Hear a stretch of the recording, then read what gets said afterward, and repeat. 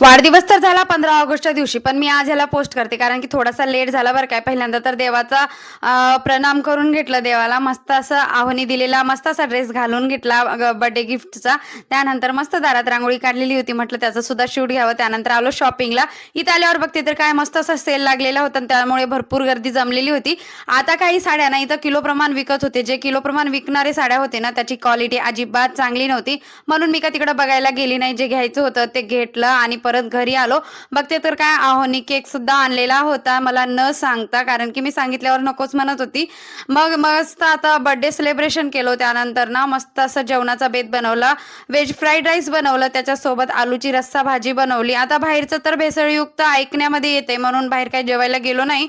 त्यानंतर मस्त देवाला उपार दाखवून घेतलं. चांगलं चांगलं करून देवाला उपार दाखवून खाण्यामध्ये वेगळीच मजा असते. तर असा होता माझा आजचा दिवस. मी स्वातंत्र्य दिवशी जन्मलो म्हणूनच माझ्या घरच्यांनी मला स्वातंत्र्य दिलं की काय, व्हिडिओ बनवण्यासाठी हा एक आनंद वेगळाच होता.